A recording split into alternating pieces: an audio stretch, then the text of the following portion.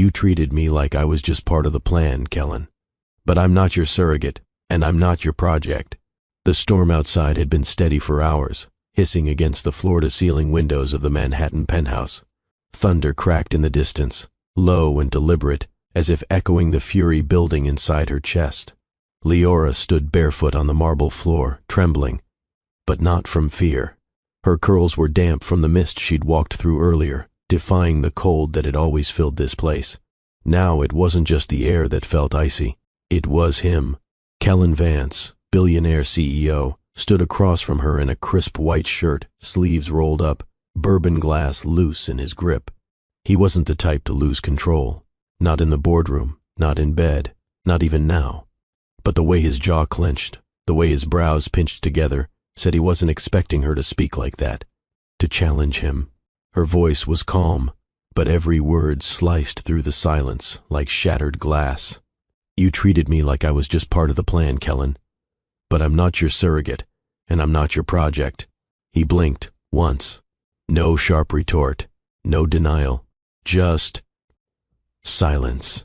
The lightning flashed behind her, casting sharp light across his chiseled face.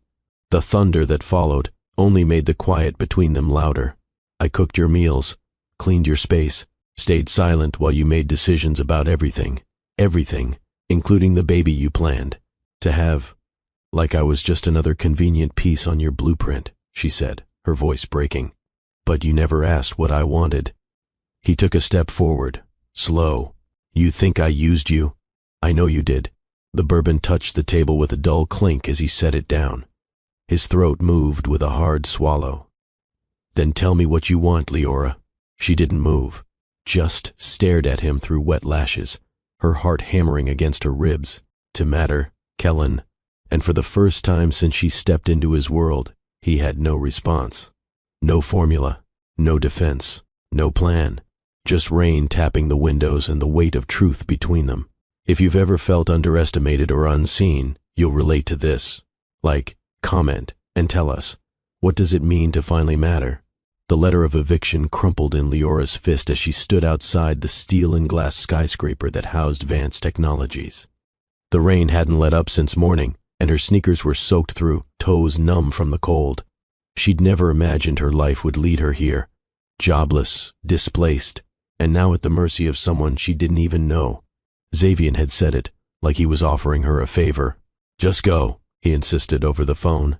You don't have to stay if it's uncomfortable. But my brother's place, it's safe. And he needs someone he can trust. Trust. She almost laughed at the word. A week ago, she had been working full-time at a wellness spa in Harlem. When it shut down with no notice, she'd lost everything. Her income, her room in the staff housing, and her carefully built stability. With no family nearby and too much pride to ask old friends for help, she'd couch-surfed until even that ran out. So when Xavier offered the referral, her hesitation wasn't about the job. It was about the man behind it. Just meet him, he'd said. He's all logic and systems. But if I'm being honest, he could use someone who doesn't care about his name or his bank balance. So she came. The security guard at the front desk gave her a tight nod and scanned her ID before directing her upstairs. The private elevator ride was silent, except for her heartbeat, which thudded louder the higher she ascended. When the elevator doors opened directly into the penthouse, her breath caught. It was cold, beautiful, but cold. Clean lines, white walls, gray marble. The air smelled like expensive nothing. And there he was, Kellen Vance. Standing by the massive floor-to-ceiling window, he didn't turn when she stepped in. Didn't greet her. Just said, "You're early." His voice was flat. Not cruel, but detached. Calculated. "I took the train," she replied, already aware of how out of place her thrift coat and wet shoes looked on the polished floor. He finally faced her, expression unreadable. "Xavier says you're reliable." She lifted her chin. "I am." He nodded once, slow, then walked past her without another word. This wasn't an interview. It was an assessment, and she had no idea what she'd just walked into. Leora didn't unpack for the first 3 days.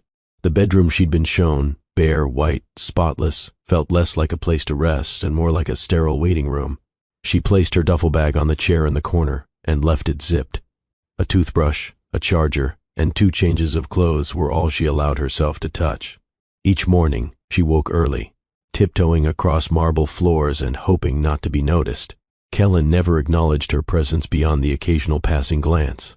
Instructions were delivered through the house manager via email, always concise, always cold. At first, she wondered if he even remembered her name. But necessity is louder than discomfort. She had no savings, no backup plan.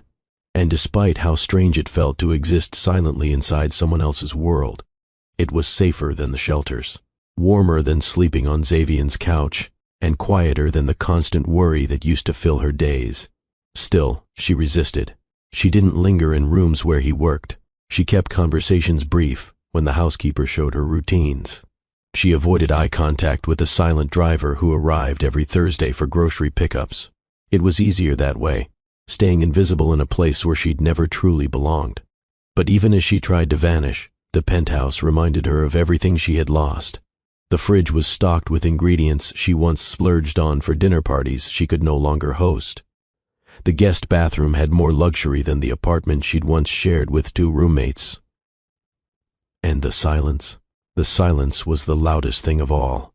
Still, every time she considered quitting, the thought would rise up like a wave and crash just as hard. Where would you go? So she stayed, waking up each day to clean, organize, take stock of deliveries. She folded Kellen's dress shirts with precision, arranged files on the kitchen counter exactly as his assistant requested, learned which shelves he never touched and which blinds he preferred drawn open. And each evening, after the day's duties were complete, she returned to that guest room, still zipped up inside her duffel bag, still half-packed with hesitation, because while the job paid well and the room was warm, nothing about it felt like hers. Not yet. Kellen Vance didn't speak unless he had to, and when he did, every syllable felt like it had been filtered through a spreadsheet, precise, functional, stripped of any warmth. The first time they crossed paths after she officially started, he didn't even look up from his laptop. He was seated at the long black dining table, tablet in one hand, earbuds in, typing furiously with the other. Leora had just finished setting the glass down for his water. "You left a fingerprint on the rim," he said flatly, eyes never leaving the screen. She paused. "Excuse me?" He tapped the tablet once and finally glanced up. "Detail matters here. Don't place anything you wouldn't be willing to correct." That was the tone he used, like she was a faulty program that needed debugging. Leora nodded once, silent, then returned to the kitchen. Inside, her hands shook, not from shame, but frustration. She'd worked under demanding people before, but Kellen was different. He didn't yell. He didn't patronize. He didn't even raise his voice. He simply dismissed you, as if you were already gone. Throughout the week, it became clear he lived by structure alone. Breakfast, poached eggs, green tea, Greek yogurt. Lunch, delivered at exactly 1 p.m. Dinner, usually skipped. His closet was color-coded. His watch collection rotated weekly. Even the art on the walls, if it could be called that, was all monochrome, abstract, and emotionless. He wasn't cruel, just clinical, mechanical. When the orchid on the coffee table began to wilt, Leora asked if she should replace it. He barely looked up. It serves its purpose, which is a placeholder. That was Kellen. Every item in his home had a function, every person a role, and she was just another line item on his domestic ledger. But what struck her wasn't just the way he managed the space. It was the way he managed himself. No music ever played. No laughter ever slipped from any corner. Not a single framed photo anywhere. He existed in that penthouse the way a ghost might haunt an office building. Visible, successful, but utterly unreachable. And she had no idea what could crack a man that sealed. The penthouse sat above Manhattan like it didn't belong to the city at all. From the 65th floor, the noise of honking taxis, shouting pedestrians, and rolling delivery carts didn't exist. Below, New York pulsed with chaos and life. But up here, it was silence, sterile and commanding. No clutter, no softness, just glass, steel, stone, and shadow. The living room alone could hold a studio apartment. Its high ceilings were lined with recessed lighting that cast a clean white glow, never too warm. Floor-to-ceiling windows wrapped the entire eastern wall, giving a sweeping view of the skyline that stretched to the East River. Sunlight never lingered long. The blinds were programmed to adjust according to the time of day. The furniture was gray and angular, low-profile Italian leather with sharp edges and polished chrome bases. Nothing invited comfort. Everything demanded distance. Even the air felt controlled. The kitchen was state-of-the-art but barely used. Appliances were hidden behind matte black panels. The counters gleamed, untouched except for the precisely placed fruit bowl that never changed. 3 green apples. No more, no less. She once tried to rearrange them and came back the next day to find them returned to their original triangular formation. The hallway leading to the bedrooms was lined with soft sensor lights that flicked on as one walked past. The master bedroom door remained closed, always. The guest suite where Leora stayed was minimal. Queen bed, dark dresser, a small writing desk by the window. No art, no books, no clutter. It reminded her of a hotel room prepared for someone who might cancel last minute. The walls throughout the home were pale gray, bordering on white. The floors were heated stone. There were no rugs, no curtains, not a single personal touch, not even a faint scent. It was as if the space refused to be lived in. The only sign that a human occupied the place was the faint indentation on the couch where Kellen sometimes sat with his tablet late at night. Even then, he left no trace. Leora often wondered, did he design the space to feel like a fortress? Or had he simply learned to live where emotion didn't follow? Because if these walls could talk, they wouldn't whisper secrets. They'd stay silent, just like him. She didn't try to impress him, and maybe that's what got under his skin. Kellen was used to employees who moved like they were waiting for his approval, eager to please, quick to flatter, silently terrified of doing something wrong. But Leora didn't flinch under his gaze. She didn't make unnecessary conversation. And when he corrected her, whether it was how the kitchen towels were folded or the temperature of his green tea, she just met his eyes, nodded once, and adjusted without apology. It unsettled him. The first time he noticed her strength wasn't when she spoke. It was when she didn't. One morning, she was wiping down the marble countertop when he entered the kitchen, reviewing a quarterly report on his tablet. He glanced up to find her reading the label on his supplement bottle. "You don't take this," she said plainly. He didn't look up. "Excuse me?" She held up the unopened bottle. "It's been here since the day I arrived. You have too. Same expiration dates, still sealed." He finally looked at her, brows lifting. "You track that?" "I notice things," she replied, then placed the bottle back and continued wiping without another word. He watched her longer than he intended. She was calm, deliberate, not seeking validation, just aware, present. Later that week, when he returned from a strategy session, he found his study window open. The air inside was cooler, cleaner. There was a faint scent of lavender, not from any diffuser, but from a small sachet she'd placed discreetly on the bookshelf. He knew it was her. He knew without asking. And yet, when he saw her placing fresh towels in the guest bathroom that evening, he said nothing. Just stood at the hallway corner, watching her work with quiet precision. She didn't notice him. Or maybe she did and didn't care. Either way, she didn't look up. That irritated him. The fact that her presence didn't beg for attention but still managed to pull his focus. The fact that she spoke only when necessary but left him with questions anyway. She was everything he didn't expect in his ordered world. Soft without being weak. Firm without being loud. He couldn't decide if she was an asset or a disruption. But one thing was certain, Leora wasn't just another hire.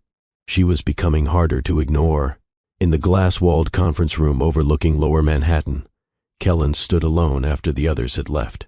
The screen still glowed faintly from the final slide of his presentation. Vance Legacy, 5-year strategy roadmap. It was a blueprint for control. Expansion into Southeast Asia. Strategic acquisitions across biotech and clean energy.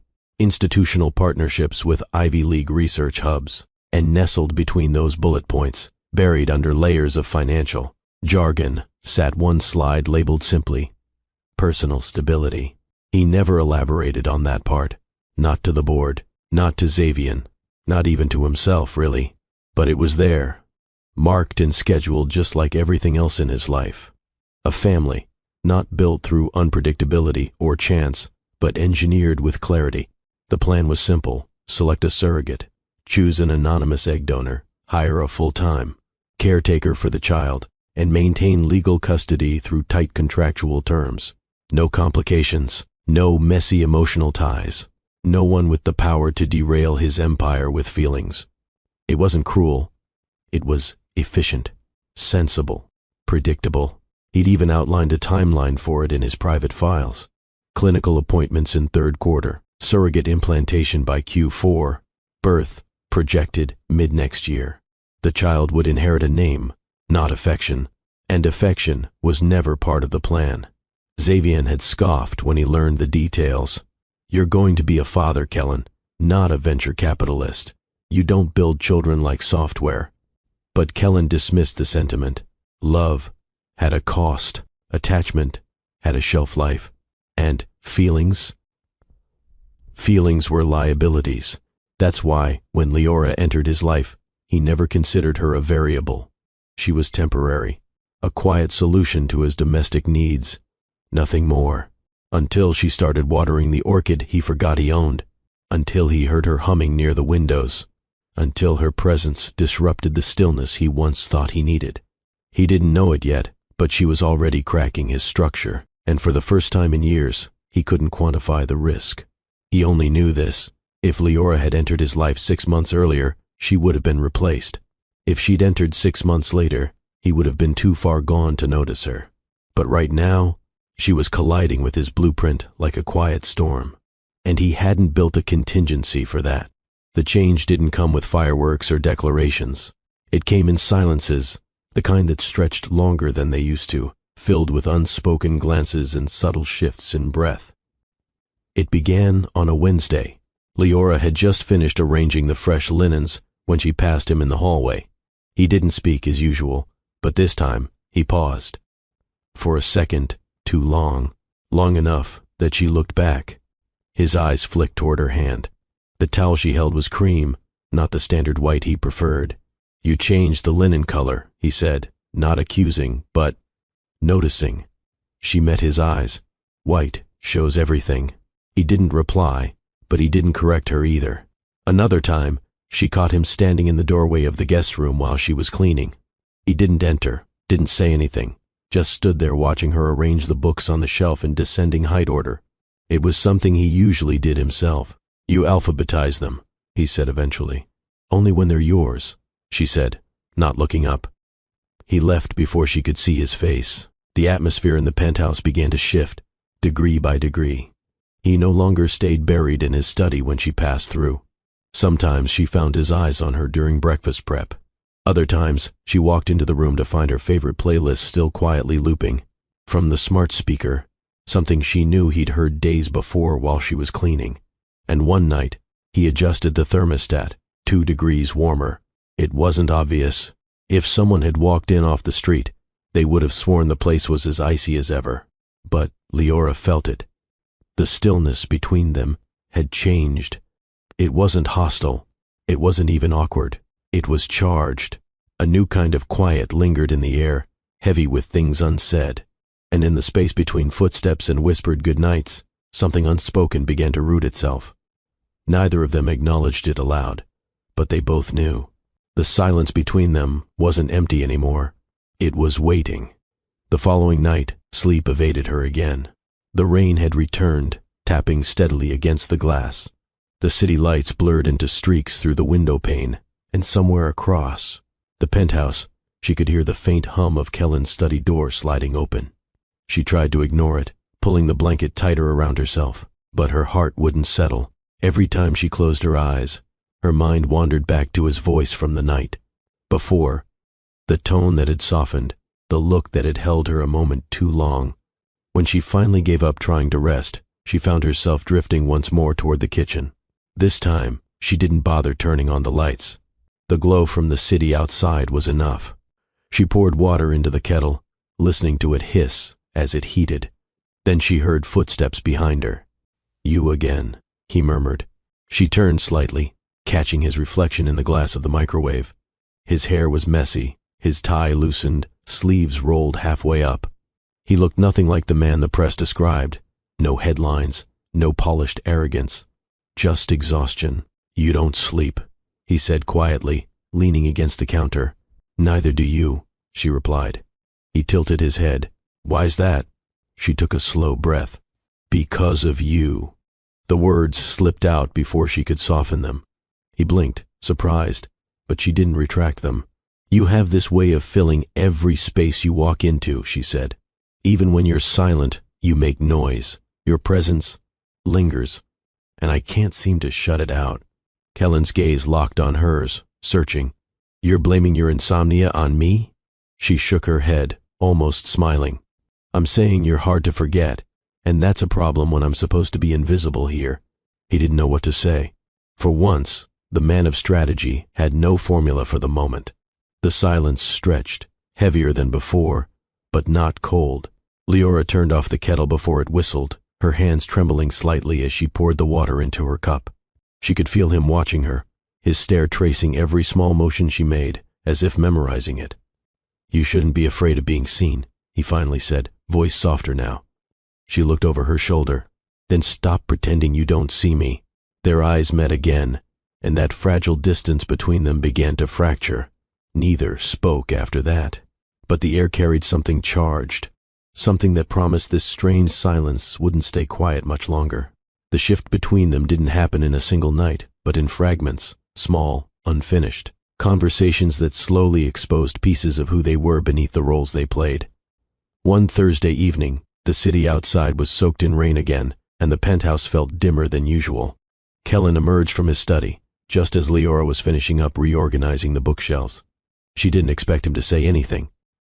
He usually didn't, but tonight, he lingered. He walked toward the window, hands in his pockets, then glanced back at her.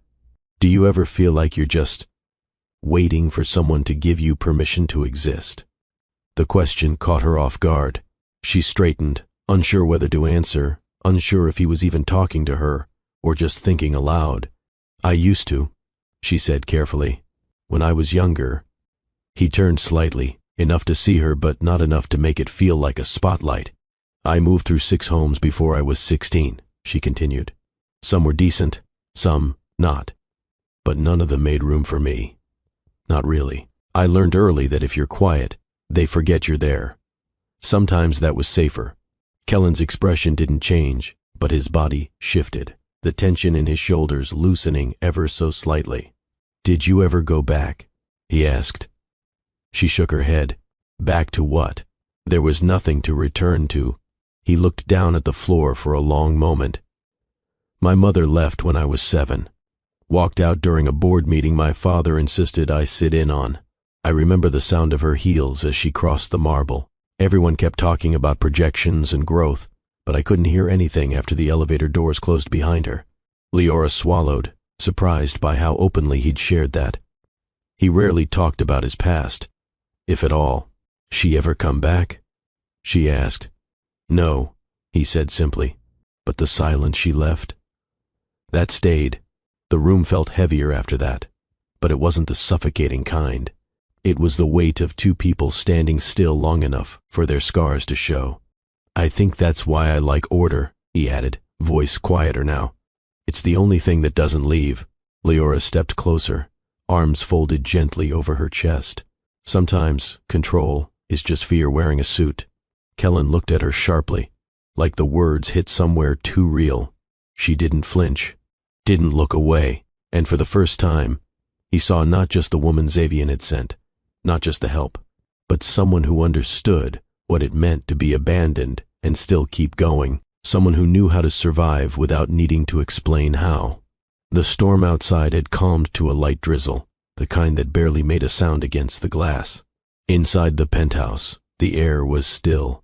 Leora sat on the floor of the living room, her back against the base of the couch, cradling a warm mug in both hands. Kellen sat opposite her, legs stretched out, his tie discarded on the armrest, the top 2 buttons of his shirt undone. They hadn't planned to talk. It just happened. It's funny, Leora said, stirring her tea without looking up. How quiet this place is. Almost like it's afraid of people. Kellen arched a brow. Afraid? She met his eyes.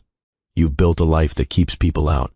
I've lived in places where silence meant something bad was coming. But this silence? She paused.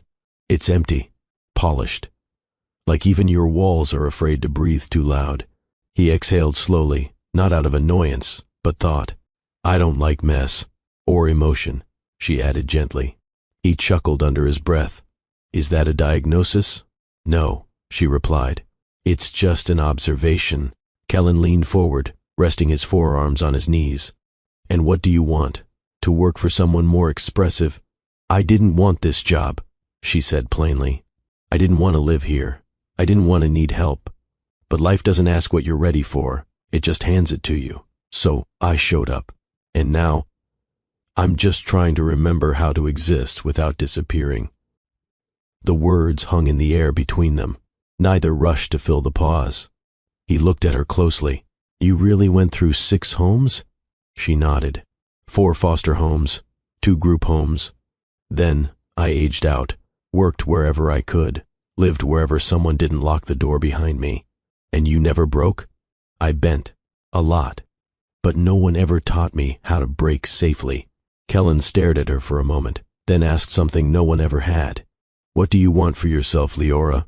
She blinked, caught off guard by the question. I'm still figuring that out. You shouldn't have to figure it out alone. That silence returned again. But now it was different. Intimate. Braver. She set her mug down. What about you? What do you want? His throat moved. I've always wanted control, power, stability. But lately, I'm not sure if that's enough. Their eyes held, and in that moment, Leora saw it. The man behind the empire, the boy behind the title.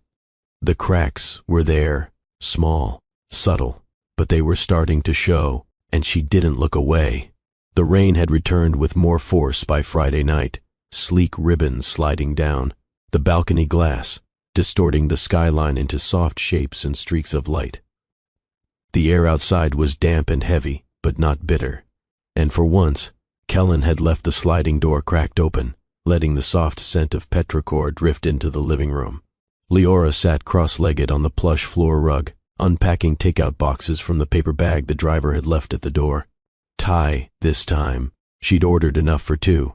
She wasn't sure why. Kellen walked in from the hallway, sleeves rolled up, barefoot, a record playing faintly behind him. Jazz. Something warm and low. A saxophone swimming lazily through a melody that suited the weather. He didn't question the food or the setting, just lowered himself to the floor beside her, like it was the most natural thing in the world. She handed him chopsticks without speaking. He took them, brushing her fingers, and neither of them pulled away immediately. The balcony's open, she said, gesturing with her head.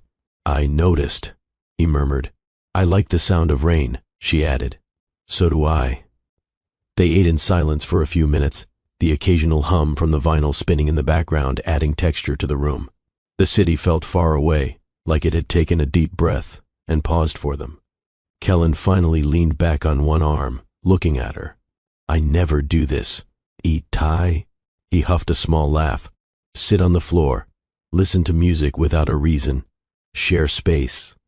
Leora smiled faintly, wiping sauce from her fingers with a napkin. There's a first time for everything. He looked at her for a long time after that, not scanning her like a resume, not cataloging flaws or potential, just looking, as if trying to understand how a woman like her could move through his rigid world and not demand anything but air and space to breathe. You make this place feel less hollow, he said, almost a whisper. Leora set her food aside. You're not hollow. You're just scared to fill the wrong spaces. The jazz faded into a slower tune, something mournful but comforting. Outside, lightning blinked in the clouds, but the thunder stayed distant. He glanced at the door. You ever sit out there? Sometimes, she said, when I want to remember that I'm still part of the world. Without a word, Kellen stood and walked to the balcony. He opened it wider, then turned back to her with a single nod. She joined him, and for the first time since she arrived, the silence between them wasn't just waiting. It was listening. The next morning, Kellen sat at the end of the long dining table, eyes fixed on his tablet. Screen, but he hadn't turned a single page of the financial report in 10 minutes. His coffee sat untouched. Across the apartment, he could hear the faint sound of Leora humming to herself as she arranged the fresh delivery of towels in the guest bathroom. He didn't know why he was listening for her. He just was. She'd only been here a few weeks, but the stillness of his space had changed. Before her, silence meant control. No noise, no distraction, no emotional debris. But now, silence was different. When she wasn't in the room, it felt incomplete. He hated how aware he was of her presence, of her scent lingering after she passed, of how she always paused to water the orchid he had long forgotten, or how she left his tea steaming exactly 3 minutes before setting it on the coaster.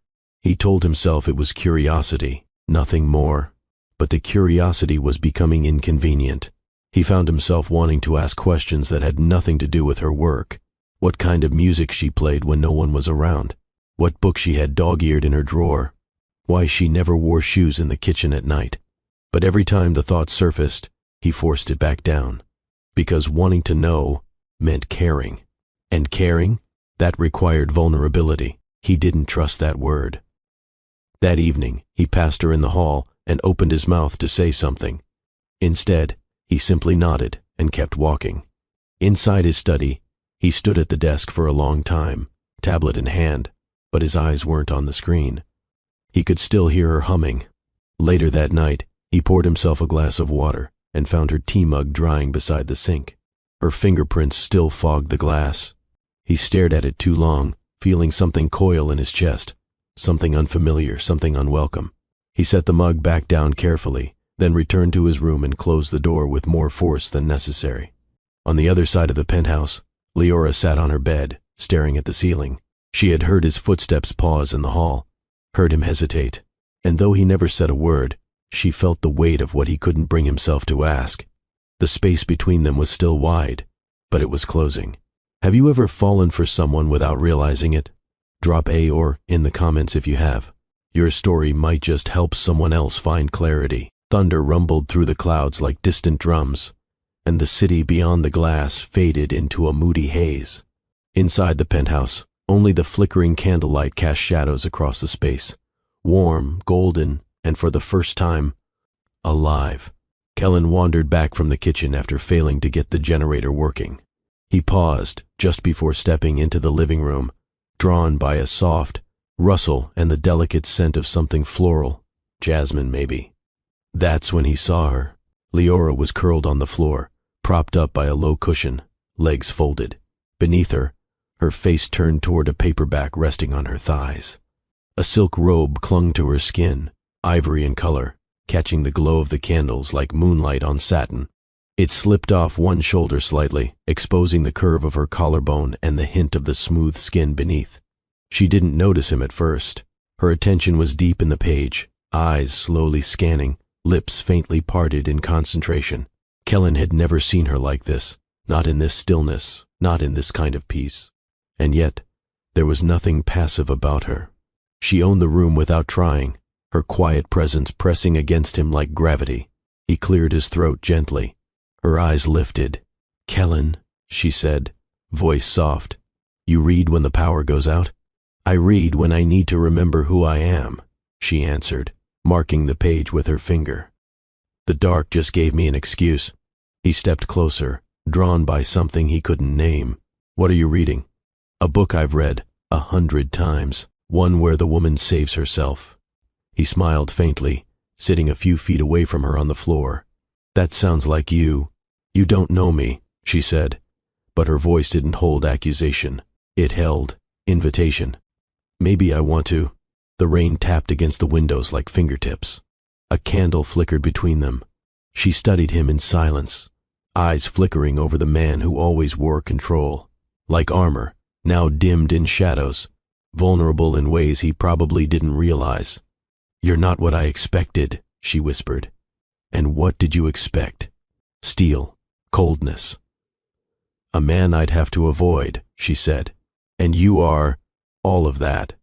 But also, he waited. You're human. And that might be scarier. He didn't answer. He just looked at her. Really looked. The kind of look that pulled breath from the room. And somewhere between the warmth of the candlelight and the hush of the storm, something inside both of them gave way. Kellen didn't know what pulled him closer, the quiet or her courage. She didn't move when he shifted nearer, didn't flinch when the faint light reached across her face, gilding her in gold.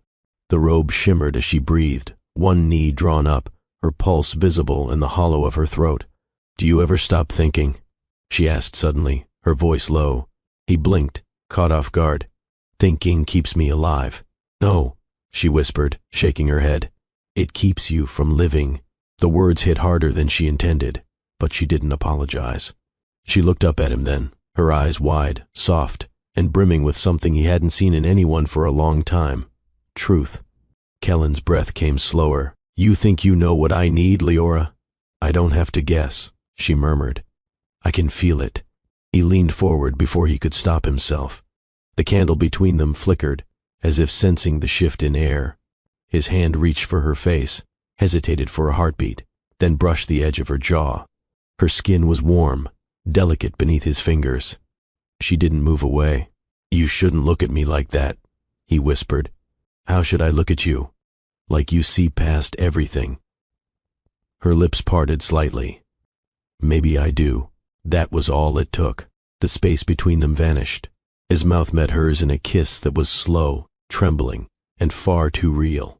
Not a kiss of dominance or hunger. This was recognition. Years of repression giving in to a single, honest moment. Her hand came up, gripping his shirt, fingers curling into the fabric. He deepened the kiss, tasting her breath, her warmth, her defiance. The world outside dissolved. The rain, the thunder, the city. Nothing existed but the rhythm of their hearts colliding. He broke away for air, forehead resting against hers, chest rising fast. "You have no idea what you're doing to me," he said hoarsely. She smiled faintly, eyes still closed. "Maybe I do." When he kissed her again, it wasn't hesitant. It was need wrapped in reverence. His hands found her waist, sliding over the silk, tracing the outline of her body with care that felt like worship. The robe loosened, falling slightly as she arched closer. There was nothing rushed, nothing rehearsed, just two souls finally colliding after resisting too long. When she gasped his name, he caught her face between his hands, eyes dark, voice rough. "Tell me to stop."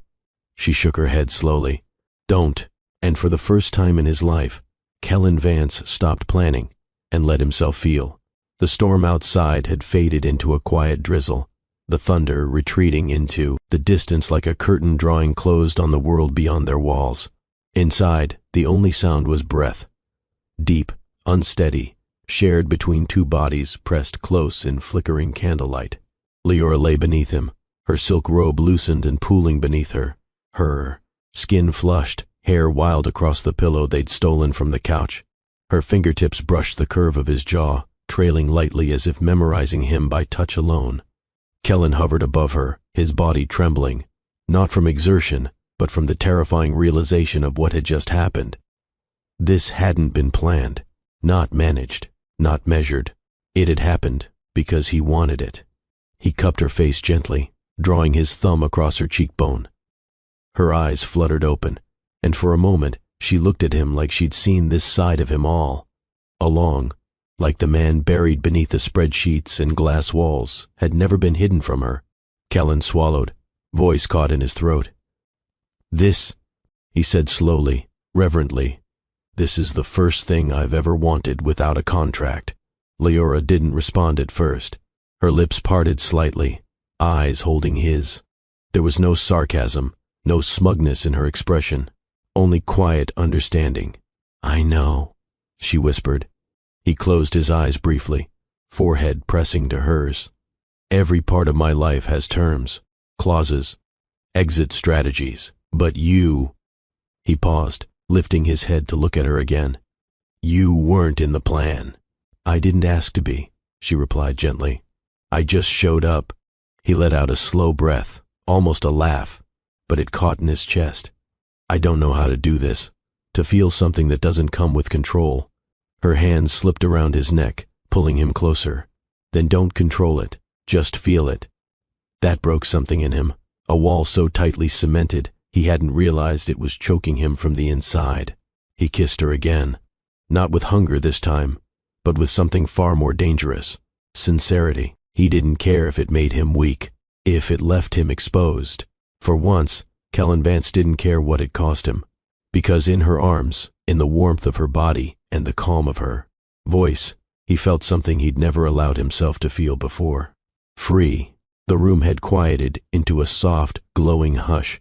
Candles burned low around them, casting flickers across the walls like shadows too tired to dance. The storm outside had fully passed, leaving only the occasional drip from the balcony railing and the low hum of the city trying to wake up beneath them. Leora shifted slightly against him, her cheek resting on his chest, fingers trailing lightly along the curve of his arm. Her breath was slow now, steady, unburdened. Kellen lay still, one arm beneath her, the other wrapped around her waist, hand resting at the small of her back. He hadn't meant to stay. He hadn't even meant to touch her. But now, lying there with her in the candle-lit quiet, walking away felt like the most unnatural thing in the world. Her skin was warm against his, her body soft and grounding. For the first time since childhood, Kellen wasn't alone in the dark. And more than that, he didn't want to be. He glanced down, only to find her eyes closed, lashes curled against her cheeks, her lips parted just slightly as she settled deeper into him. Her robe was bunched loosely around her legs, and one of his shirts, he hadn't even seen her pull it on, hung from her shoulders like it belonged there. He didn't say anything. He didn't dare move. The urge to analyze, to retreat into logic, into familiar armor, was gone. He didn't want to process what this meant. He just wanted to be in it. She murmured something in her sleep, unintelligible, and instinctively, he pulled her closer, his hand sliding up to the curve of her spine. It felt right, not perfect, not orchestrated, just right. He stared at the ceiling for a long while, his mind unusually quiet. The silence wasn't hollow tonight. It didn't echo. It rested. Eventually, his eyes began to close too, and as his body relaxed beneath her weight, he allowed himself the one thing he never granted anyone, not staff, not business partners, not lovers from his past: access. By the time he fell asleep, Leora had melted fully into his chest, her breath sinking with his, and for once, there was no fear, no contract, no plan, just a man holding a woman who made the dark feel like home. The soft orange glow of the morning sun filtered through the penthouse windows, stretching over the floor like a whisper, not daring to disturb what had settled in the dark. The candles had burned themselves down to shallow wax pools, leaving the air faintly scented with vanilla and something new: intimacy. Leora stirred first. Her lashes fluttered as her eyes slowly adjusted to the light. She blinked, then looked down to find Kellen still asleep, one arm firmly around her waist, his chest rising and falling in a rhythm she'd never imagined witnessing. He looked younger in sleep, less carved, less guarded, as if rest had peeled back all the layers he wore during the day. She stayed still for a moment, memorizing the feeling, the way his hand remained steady against her hip, the warmth of his breath at the top of her head, the sound of his heart, slow, steady, human. For a moment, she let herself forget reality, forget that he was Kellen Vance, the man whose name filled business headlines. Forget that she still technically worked here. Forget that there were likely 10 different reasons this would never be simple. She didn't want simple. She just wanted real. As she started to shift, his arm tightened gently around her. Not possessive, just a reflex. She looked up and found his eyes open. He didn't speak. He just watched her. She spoke first. "Did you sleep at all?" He nodded once. "Yeah. You don't usually." He traced her arms slowly, fingers light, his voice a little hoarse. "I did with you." The silence that followed wasn't awkward. It was warm, suspended between two people who had stepped beyond expectation, beyond fear, and found stillness on the other side. She could have asked what came next. He could have made a speech. But neither did. Instead, he leaned in, brushing her forehead with the gentlest kiss. No pressure, no urgency, just acknowledgement. "Thank you. Stay. I see you." All unsaid, but fully understood. Leora exhaled softly, her head resting against his shoulder once more. She didn't need a label. Not yet. She didn't need him to spell out intentions or declare something he didn't know how to give. She just needed this, and he gave it. As they lay there, wrapped in morning light, neither moved to get up. There were no alarms, no schedules, no interruptions. Only a soft promise sealed in silence. Not verbalized, but heard. The sheets beside her were cold. Leora's eyes opened slowly to the morning light filtering across the ceiling. For a brief second, she reached for him instinctively, expecting the weight of his arm, the slow rhythm of his breath. But there was nothing. Her fingers found only rumpled linen and lingering heat already fading. She sat up, the silk robe slipping from her shoulder as she scanned the room. His shirt from the night before still hung on the back of the chair. A glass of water sat untouched on the nightstand, but he was gone. Not in the kitchen, not on the balcony, not even in the study. Silence returned to the penthouse, not the kind that felt tender and warm like it had the night before, but the old kind, cold. Hollow. She wrapped the robe tighter around herself and walked barefoot through the space that had begun to feel familiar. But without him there, every corner felt unfamiliar again. Her eyes drifted to the door, still locked. But he had left. No note. Text. No explanation. She sat at the edge of the long dining table, staring at the place he usually occupied during his morning reports. The chair was still slightly turned from the last time he'd sat in it. She could still feel the press of his lips on her neck, still remember the rasp of his voice when he whispered to her in the dark. But that was hours ago. Now, it was quiet again. She glanced at the clock. 8:12 a.m. It was the kind of morning after that didn't come with clarity, only questions. Did he regret it? Did it mean anything to him? Was she just a slip in his routine? Leora stood, arms wrapped tightly across her stomach, and walked back toward her room. Her footsteps sounded louder today, sharper. When she reached her bed, she paused before sitting, still half hoping the door might open, that he might step back inside and say anything. But it didn't open, and she didn't move, because the one man who made her feel seen had vanished before the sun fully rose. Leora spent the next few hours cleaning rooms that didn't need cleaning. She wiped the counters twice, rearranged the orchid she always tended, organized the silverware drawer until each spoon faced the same way. It wasn't about tidiness, it was about movement, doing something to keep the ache from taking full shape. But nothing worked. The silence now felt louder than before. It wasn't peaceful, it wasn't gentle, it was sharp. And worse, it was familiar. She'd known this kind of vanishing before. People leaving quietly, not saying goodbye, not giving closure. It had happened in foster homes, in friendships, in fleeting relationships that promised more than they delivered. And now, it was happening again. Only this time, it hurt more, because last night hadn't been fleeting, at least not for her. He had held her like she mattered, whispered like she was more than an interruption to his life. He looked at her like she was real, not convenient, not a task. And that kiss, the way he trembled, the way he gripped her like letting go would unmake him. It wasn't just about desire. It had felt like truth. But now, he was gone, and she didn't know whether to be angry or ashamed. Was she foolish to believe she had changed something in him? Had she read too deeply into touches and murmurs spoken in the dark? She sat on the edge of her bed, staring at her phone. No messages, no missed calls. She'd told herself she wasn't expecting one, but she was. Every part of her was waiting for his name to light up the screen, waiting for a knock, a door creak, anything. But the hours kept passing, and with each hour, her doubt grew louder. Maybe she was just a detour in his perfectly charted plan. Maybe he woke up, remembered who he was, and decided she didn't belong in that world after all. Still, she couldn't stop replaying the way he whispered, This is the first thing I've ever wanted without a contract. That wasn't a line. That was a confession. So what changed between night and morning? She lay back slowly, curling her arms around her stomach, eyes focused on the ceiling as dusk began to settle across the glass walls. If it hadn't meant anything, she could have moved on. She'd done it before, but if it had meant everything, and he still walked away, that was a different kind of pain altogether. 3 days. That's how long it took for Kellen to return. Not a message, not a call. Just silence.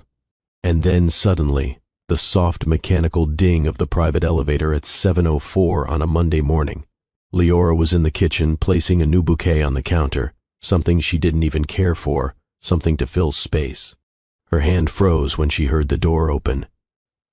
Footsteps followed, familiar, controlled, hesitant. She didn't turn. Kellen appeared in the hallway moments later, briefcase in one hand, eyes tired. Tie slightly undone, like he'd thrown himself back together too fast. He stood there, just inside the living room, as if unsure he was welcome in his own home. "Hey," he said quietly. The word hit her like a ripple in still water. It was casual, like nothing had happened, like he hadn't vanished from her bed without a word.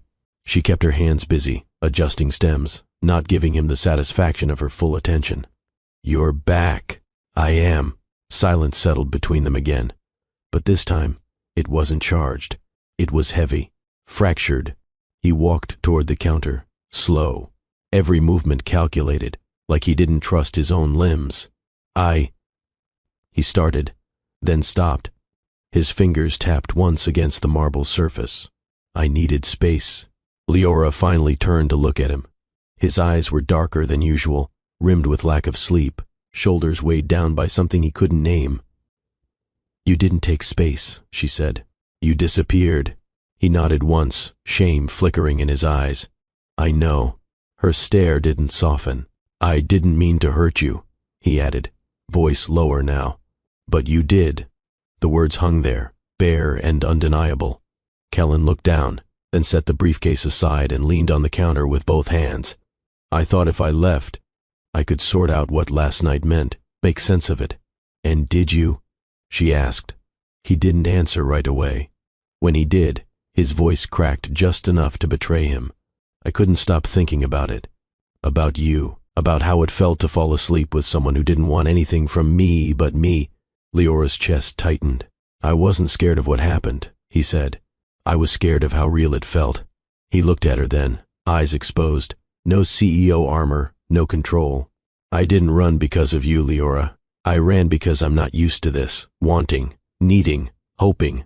The vulnerability in his tone shook her resolve, but she didn't move toward him, because this time, if they were going to speak their truths, he needed to meet her where she stood.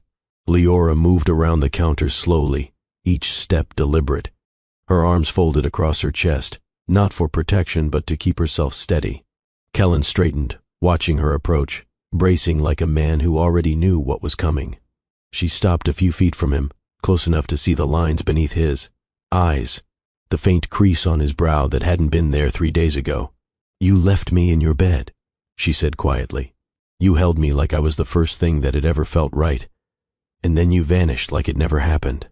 Kellen opened his mouth, but she cut him off with a sharp shake of her head. "No, don't explain it yet. Just listen." He went still. "I've been invisible in people's lives before, Kellen.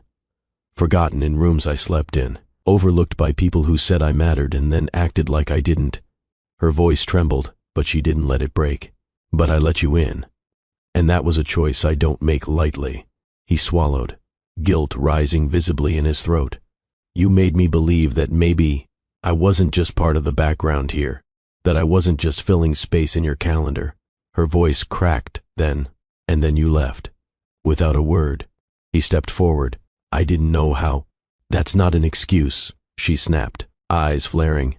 "You're a grown man who negotiates billion-dollar deals and runs entire companies, but you couldn't find a way to say, 'I need time.' You couldn't text me." Kellen's voice dropped. "You're right." She shook her head again, tears pressing behind her eyes. "Do you know what that night meant to me?" He looked at her, pained. "It meant everything. Then why did you make me doubt it? His silence said more than words could have. He wasn't proud. He wasn't deflecting. He was wrecked.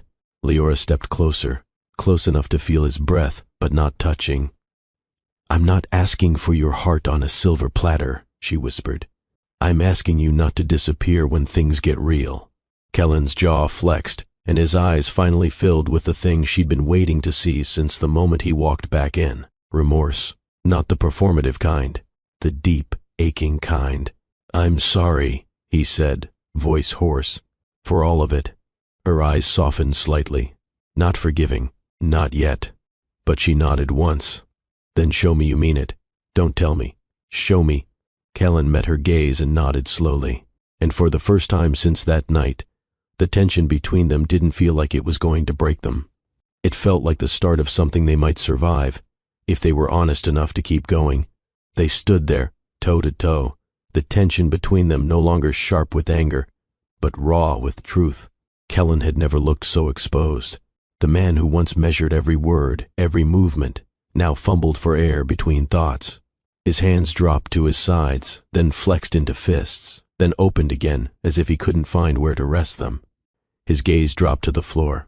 I wasn't trying to hurt you, he said again, quieter this time. Leora didn't speak. He lifted his head slowly. I left because I panicked. Why? She asked. Because you felt something real. His voice cracked, barely, but enough to make her chest tighten. Because I don't know how to need someone. The confession hung in the air like the final chord of a song, painful, honest, and unfinished. I know how to want things, he continued, stepping back just slightly. Power, control, certainty. But need? That's dangerous. Needing people means depending on them. And depending on people has never worked out for me. He took a breath, running a hand through his hair. My father only noticed me when I performed. My mother walked away without a backward glance. The people I dated never got close enough to matter, because I never let them. Leora's arms lowered. She listened, not interrupting. When I'm in control, I win, he said. In business, in negotiations, that's how I survive. But with you, his voice softened. I couldn't control what I felt. I couldn't fit you into a schedule or a plan. You didn't ask for anything, and somehow you still made me want to give you everything. Her eyes glistened, but she held them steady on him. So yeah, he whispered, I disappeared. Not because I didn't care, but because I cared more than I knew what to do with. And it scared the hell out of me. He finally looked at her then. Every wall stripped away. No title, no steel, no armor. Needing you felt like weakness, he confessed, his voice breaking. But not needing you feels worse. Leora didn't rush to respond. She let the words settle. Let them land. Then she said, simply, needing someone isn't weakness, Kellen. It's what makes us human. He nodded slowly, like he wanted to believe that. Like maybe, finally, he could. Then she held out her hand, not asking him to take it, just offering. And when he stepped forward and took it, her grip was firm. Grounded, because this was what strength looked like. Two people admitting they were terrified, and choosing to stay anyway. The rain had returned by evening, not heavy, just a gentle rhythmic patter against the windows like a steady heartbeat. Leora sat on the plush rug near the low coffee table, legs tucked beneath her, sipping tea she hadn't realized she needed. Her body was still, but her mind churned. Kellen had been quiet since their conversation. No sudden declarations, no more explanations, just presence. He stood nearby now, pacing slowly behind the couch, his dress shirt unbuttoned at the collar, sleeves rolled up. He wasn't fidgeting, he was just searching for the right way to exist in a space that wasn't built for vulnerability. Finally he moved toward her. Without a word, he lowered himself onto the rug beside her, shoulders tense, knees bent, resting his arms on his thighs. She didn't look at him immediately. She let the silence breathe. I'm not used to not knowing what to do, he said quietly. You don't have to do anything right now, she replied. Just be here. He looked at her, eyes filled with exhaustion and relief. And then, slowly, like it had cost him something, He shifted, laying his head in her lap. Leora blinked, startled at first by the intimacy of the gesture, but she didn't stop him. Her fingers instinctively lifted, brushing through his hair, gentle and steady. He exhaled deeply, a sound not unlike surrender. No candles, no fire, no seduction, just warmth and stillness. Her palms settled against the side of his face, and she could feel the tightness in his jaw begin to loosen. She wondered how long it had been since anyone touched him like this, with no expectations, no agenda, just kindness. "You always seem so untouchable," she murmured.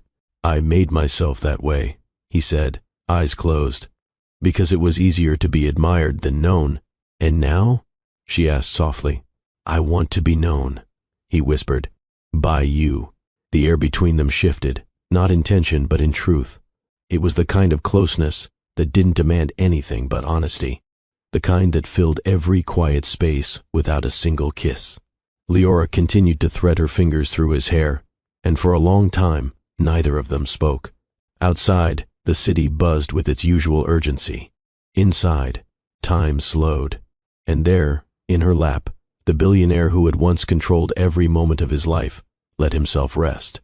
Not because he was tired of the world, but because, for the first time, he trusted someone enough to stop holding it up alone.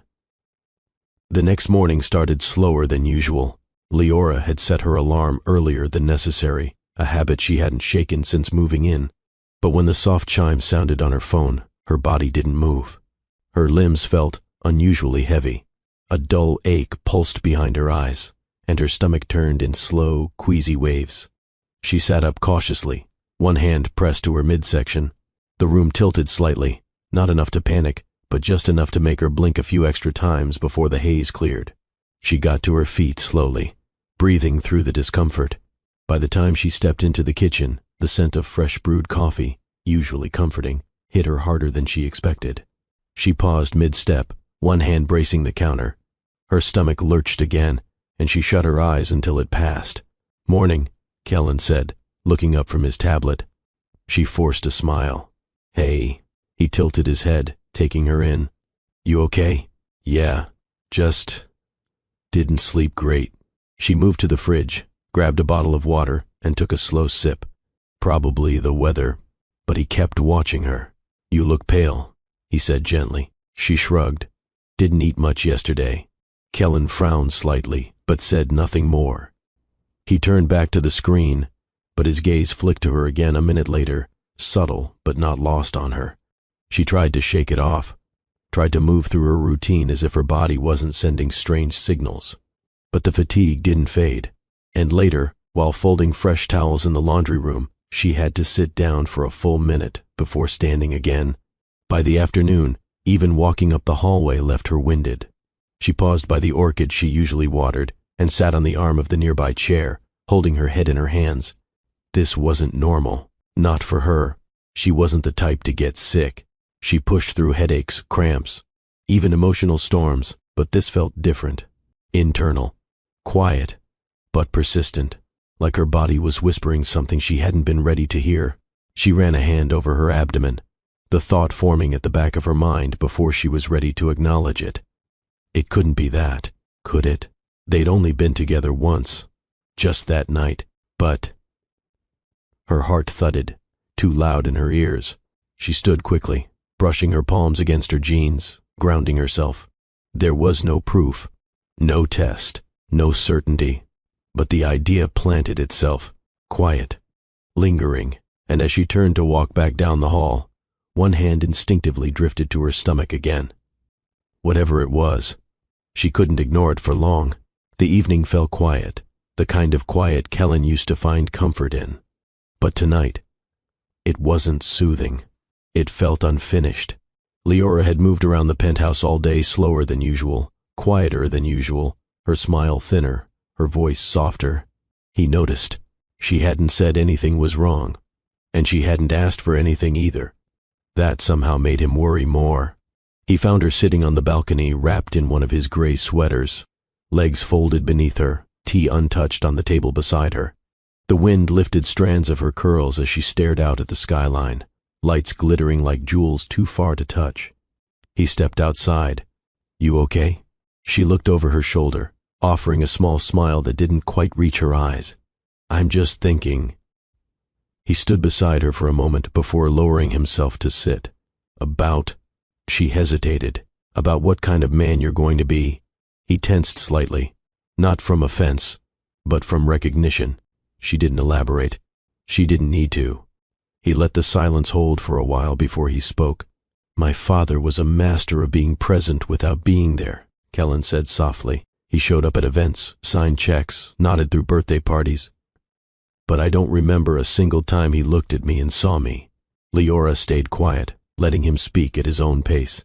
When my mother left, it wasn't with a scream or a fight. It was quiet, like she'd been gone long before she walked out the door. She told me once that loving a man who never made space for emotion would eventually drain her dry. His voice caught in his throat, but he pushed through it. I swore I'd never be like him. But somewhere along the way, I became exactly like him. Efficient, strategic, detached. It got me results, but it left no room for this. He gestured gently between them. For you. Leora finally looked at him, eyes calm but direct. You still have a choice, she said. You can be different. He exhaled slowly. I want to be. But I don't know what that looks like. I don't know how to be present without turning everything into a responsibility, without performing love like it's just another boardroom pitch. She shifted closer, her hand finding his. Then start small. Be here. Be honest. Let someone in even when you're scared. He looked down at their hands. I don't want to be a shadow in my child's life someday, he whispered. Or yours. She didn't flinch. And in that moment, she didn't need a promise. She just needed this. A man confronting his past so he wouldn't repeat it, and choosing, slowly, to show up in the now. Leora stood in the bathroom, gripping the sink with one hand, the pregnancy test in the other. Her fingers trembled so much that she could barely keep the stick still enough to read the result. But there it was. Clear, bold, 2 pink lines. She stared at it, her breath caught in her throat, body frozen as 1,000 thoughts collided all at once. Her chest rose in shallow bursts. A part of her had suspected it for days. The fatigue, the nausea, the way. Her senses had sharpened, but confirmation brought a different weight. Not fear, not yet, just reality. She backed away from the sink slowly, lowering herself to sit on the cool edge of the tub. The test lay in her lap, and her eyes never left it. Her hands found her stomach, pressing lightly, almost protectively. This wasn't part of any plan. Not hers, not his. And that's what terrified her most. The tears came quietly, not out of regret, but overwhelm. She hadn't cried like this in years, not from sadness, but from the sheer magnitude of a life changing in one small, irreversible moment. She didn't hear the footsteps, didn't hear the door creak. Leora? Kellen's voice broke the silence, gentle but laced with something between concern and confusion. She looked up, startled, eyes red, the test still in her hand. He paused in the doorway, eyes dropping to the object resting across her thigh. Time slowed. Kellen stepped forward, cautiously, as if entering the moment too quickly might break it. Her voice was barely a whisper. I was going to tell you. I needed a second to understand it myself. He crouched down in front of her, searching her face, then slowly took the test. From her lap, reading it once, then again, as if his eyes were deceiving him. He looked back at her. You're pregnant? She nodded once, tears streaming quietly now. Yes. His mouth parted slightly, but no sound came out. I don't know what you're thinking, she said, and I don't want to assume. He interrupted, not with words, but by setting the test aside gently and cupping her face with both hands. I'm thinking I've never been more scared, he said, but I'm also thinking I've never been more certain of anything. The moment held, 2 people suspended between fear and wonder, and for once, the silence between them didn't demand answers. It gave them room to breathe. The bathroom was quiet, except for their breathing. Leora's shallow, Kellen's uneven. He still knelt in front of her, his hands resting gently on her thighs now, grounding himself in the only thing that felt real. Her. His eyes kept darting between her tear-stained face, and the pregnancy test on the edge of the tub, like his brain was trying to catch up with his heart. It was surreal. The man who spent his life preparing for everything, every outcome, every detail, now sat stunned by something he hadn't predicted. Leora took a shaky breath and wiped her cheek with the back of her hand. "I didn't plan this, Kellen." He nodded. "Neither did I." They looked at each other, everything that had been left unspoken rising between them. "I kept telling myself it was just one night," she continued, her voice tight, "that it wouldn't change anything. But it did," he said softly. She nodded slowly.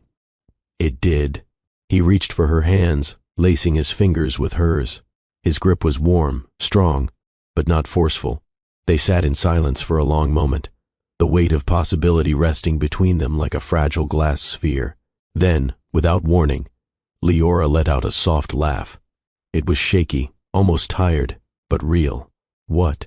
he asked, brow creasing. She gave a small shrug. "I was thinking, if it's a boy, I want to name him Kyle." Kellen blinked. "Kyle?" She nodded, her eyes glossy again. "It means mighty warrior. I don't know. Something about that feels right. Like, whoever he is, he's already strong." His breath caught at the sound of it. Kyle. The name echoed in his chest like a bell rung for the first time. He lowered his head and touched his forehead to their joined hands. "Kyle," he repeated under his breath, as if the sound itself could anchor him. Then he leaned forward and pressed his lips to her knuckles. "I never thought I'd be anyone's father," he said. "But if I get to be his, I want to do it right. I want to deserve that name." She looked at him then, really looked, and something in her chest shifted, not because he had the perfect answer, but because his voice was trembling when he said it. She touched his face. Then, "Stay. Don't run this time." His eyes met hers, and he nodded once. "I'm not going anywhere." He leaned in, pressed his forehead to hers, and exhaled a breath he hadn't known he was holding. Kyle, a name neither of them planned for, but suddenly neither could imagine living without. They sat there in the half-lit bathroom, quiet and unmoving, as if even the walls were waiting for something sacred to unfold. Leora placed his hand gently over her stomach. The moment his palm met her skin, Kellen stilled. There was no movement beneath yet, no kicks, no proof beyond the test and her body's quiet changes. But still, he felt everything. His fingers splayed slightly, as though trying to take in the whole surface of her abdomen. A low breath slipped from his lips. "I used to think legacy was buildings, patents, company shares," he murmured. "Things that last longer than me." He swallowed hard. "But this," his voice cracked. "This is different." Leora's hand covered his, grounding him. He leaned forward slowly until his forehead pressed gently against her belly. The contact was intimate, reverent, like a prayer he didn't know how to speak out loud. "I don't know how to be a father," he whispered, voice raw. "I barely remember having one." Leora stroked his hair, tender and steady. "But I swear, I won't disappear. I won't be absent in the room. I'll show up, even when I don't know what I'm doing. I'll show up every time." His shoulders shook once, and she felt it. He was breaking in her arms, not from fear, but from the sheer weight of feeling something real, something uncontainable. He kissed her belly then, soft, intentional.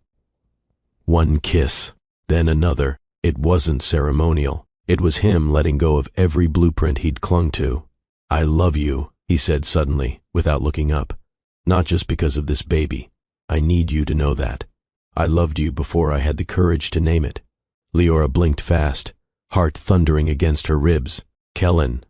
He looked up at her finally, eyes wet, no hesitation in his face. "I don't want a plan," he said. "I want a life. With you. With him. With whatever comes." Her throat tightened as she cupped his face in both hands. "You have me," she whispered. "You've had me." Another tear slipped down his cheek, and this time he didn't hide it. He leaned into her touch, resting his face against her stomach again, holding her close like she was both his present and his redemption. And in that stillness, where tears met trembling smiles. They stopped being afraid of what they couldn't control and started trusting what they could build together. The next morning, sunlight pushed gently through the windows, unfiltered, golden, and warmer than usual. It lit the room like a quiet promise, softening the edges of a world that had changed overnight. Leora was curled on the couch, Kellen beside her, their legs tangled under a shared throw blanket. Between them sat a small plate of fruit she barely touched, and a glass of water he kept refilling without being asked. No one had spoken much yet. There was nothing urgent to say. They were just there. He turned toward her after a long moment. "We don't have to decide everything right now." She nodded slowly. "I know. No contracts, no timelines, no fixed expectations," he continued. "We just figure it out, one step at a time." Leora looked at him, tilting her head slightly. "You sure you're okay with that?" Kellen's lips curled faintly. "No, but I'm willing." She smiled for the first time that day, small but real. "I was raised on uncertainty," she said. "I've spent most of my life surviving what I didn't see coming. But this..." She touched her stomach lightly, then glanced at him. "This doesn't feel like survival. It feels like something we get to build together." He leaned forward, resting his elbows on his knees, rubbing his palms slowly together. "I keep thinking back to how I used to plan every move, every investment, every exit. But nothing about you, about this, fits any of that. And weirdly, that's what makes it feel right." She reached for his hand, threading her fingers through his. "We don't need to know every detail," she said. "We just need to show up." He nodded slowly. No control, no performance, just presence. They sat in that agreement, wrapped in shared stillness, the sound of the city far below them offering its usual hum. But this time, it didn't feel distant or cold. It felt manageable. Kellen turned toward her again, voice softer now. "Whatever this baby needs, whatever you need, I want to be part of that. Fully." Her gaze lingered on his face. "Then don't overthink it. Just stay close." "I can do that," he said. "No spreadsheets required." She laughed, and the sound made him close his eyes for a beat, as if sealing it inside his memory. They weren't rushing. They weren't mapping a future. They were choosing each other, moment by moment. And for the first time, that was more than enough. The air inside the bedroom was still. No candles, no storm, just the sound of steady breathing and the occasional rustle of fabric against skin. Leora stood by the window, wrapped in one of Kellen's black tees, her bare legs lit softly by the golden hour spilling in from Manhattan's skyline. The city below buzzed, but the room above it pulsed with something quieter, deeper. She felt him behind her before he touched her. His arms circled her waist gently, hands settling low across her stomach. She leaned back against his chest, and for a long moment, neither of them said a word. He whispered into the side of her neck, "I've never wanted to protect anything the way I want to protect you." Her breath caught. She turned slowly in his arms, looking up into his face. His jaw was relaxed, but his eyes were wide, open in a way that made her feel completely known, completely wanted. She lifted her hand and traced the edge of his brow down the curve of his cheek, her fingers lingering against his lips. "I'm scared," she admitted. "So am I," he replied. "But I've never felt safer than I do with you." Kellen bent down, kissing her forehead first, then the tip of her nose, before resting his lips gently against hers. There was no urgency, just softness, reverence, the kind of kiss that said you matter without needing to speak it. She brought her hands to the buttons of his shirt, slowly undoing them. One by one, he let her. He guided her backward until the backs of her legs touched the bed. Then she sat, pulled him down with her, and they melted into the sheets like a secret only the two of them knew how to keep. His touch was different this time, more deliberate, more tender. No rush, no dominance, just shared devotion. He kissed along her stomach, pausing when she shivered beneath his lips. One hand rested protectively just beneath her navel, while the other curled around her thigh, steadying her. She exhaled his name, not as a plea, but as a truth.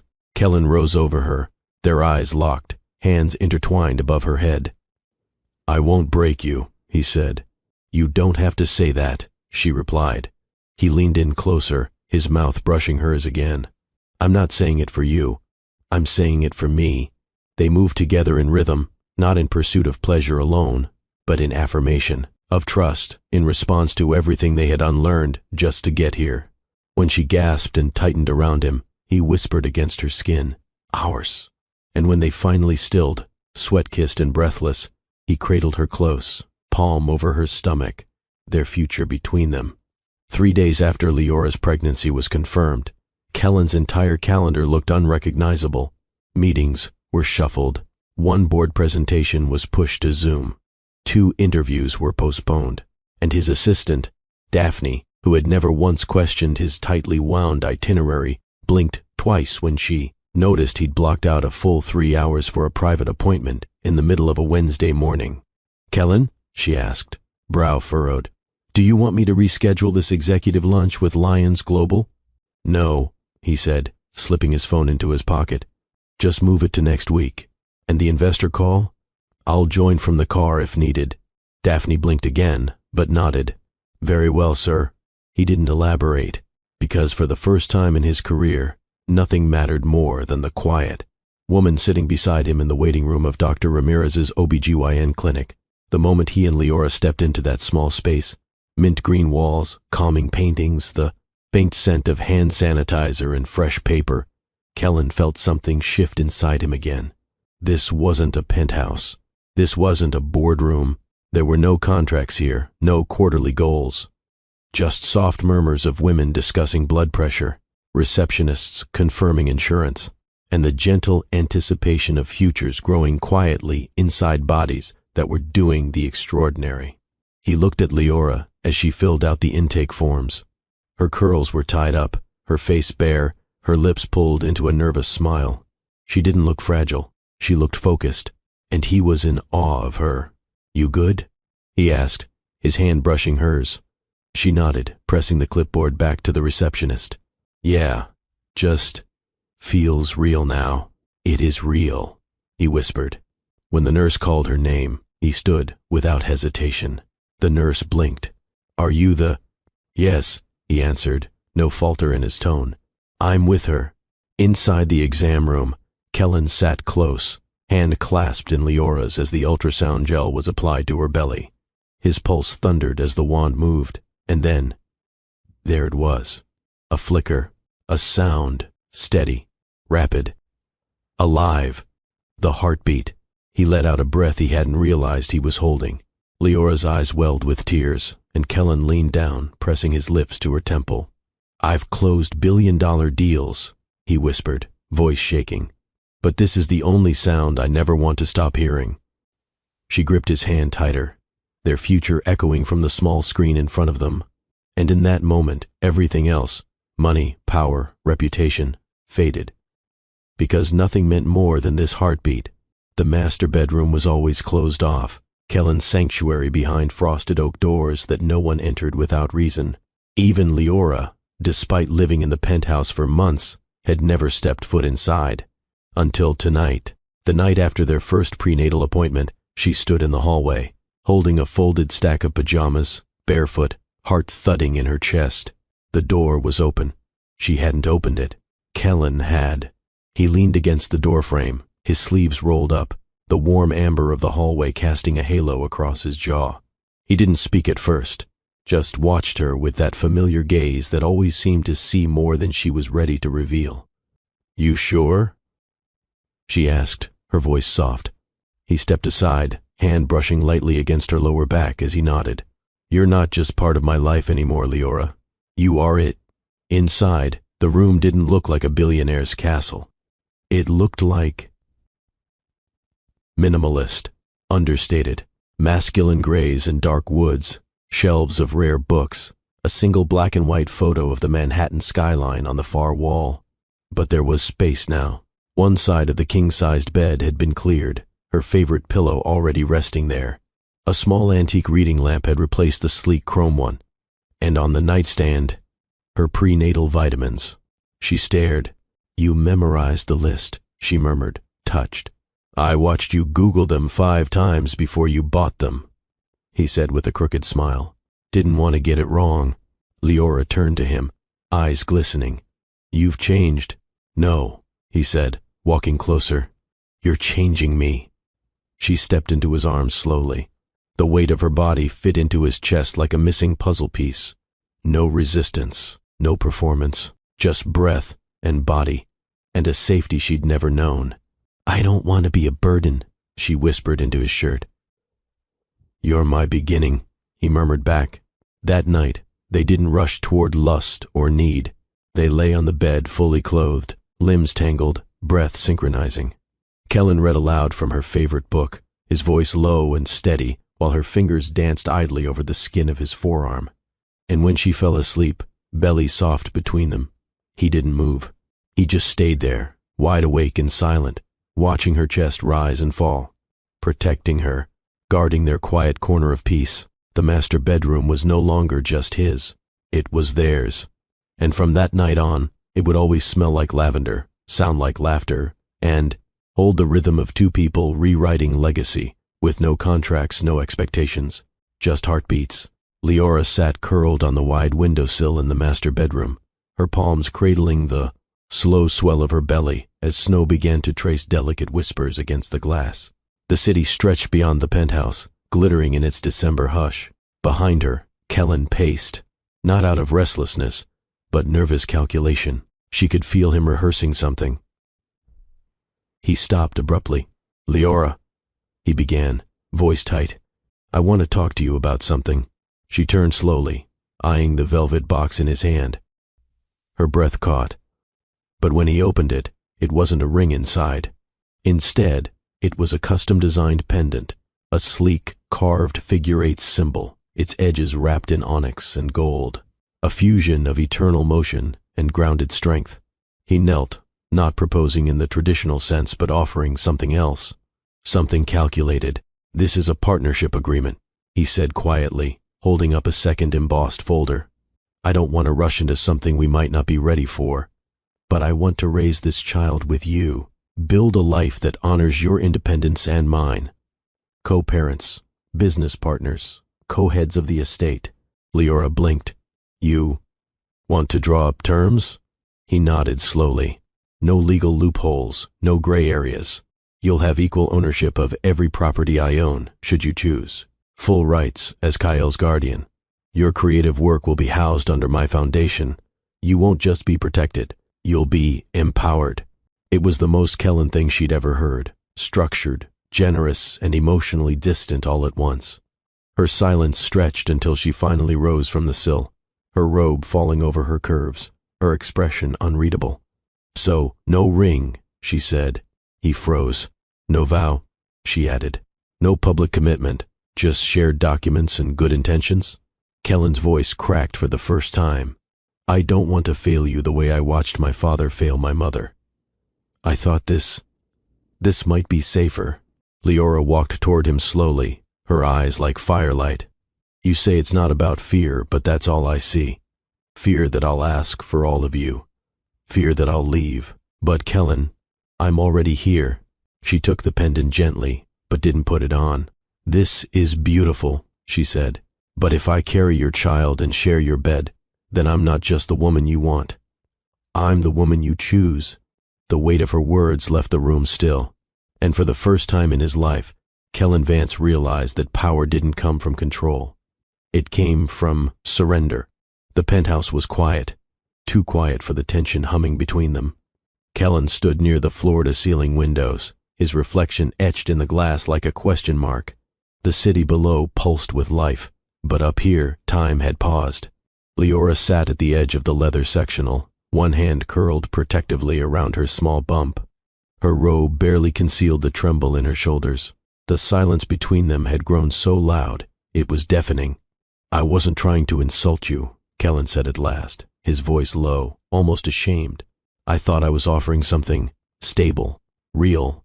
She turned slowly, her eyes piercing through him.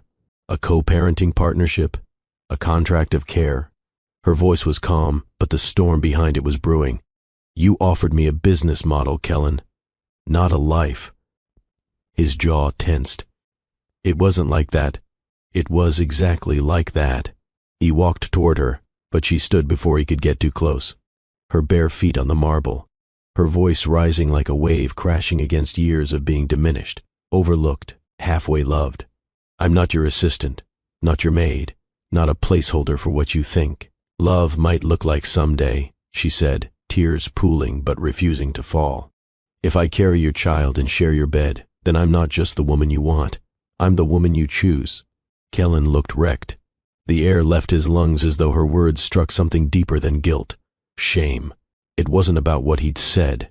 It was what he hadn't dared feel. Until now. I don't know how to be what you deserve, he admitted, his voice cracking. But I know what you are. You're the woman I would have built an empire for if I'd met you sooner. And now, I just want to build one with you. Leora shook her head gently, painfully.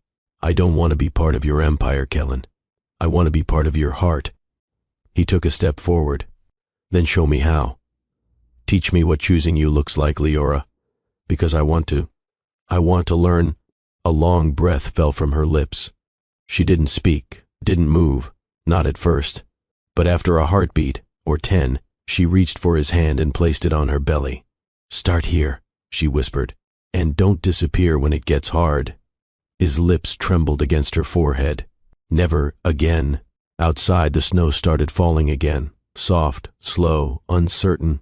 But inside, something fragile was growing, not just trust, but truth. And it began not with a kiss, but a choice. The energy inside Vance and CO's Manhattan boardroom was sharp, all stainless steel and focused eyes. Quarterly projections were up, the Dubai expansion was greenlit, and the numbers made investors purr. But Kellen, he was distracted, not in the absent-minded, CEO too busy way. No, this was different. He sat quieter, softer. He let Silas lead the numbers. He actually listened. A few board members exchanged glances, surprised by his uncharacteristic calm.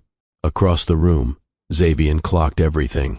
After the meeting adjourned, Kellen lingered at the head of the long obsidian table, skimming something on his phone, likely a calendar, maybe a baby app. He looked up just in time to catch Xavier's gaze narrowing.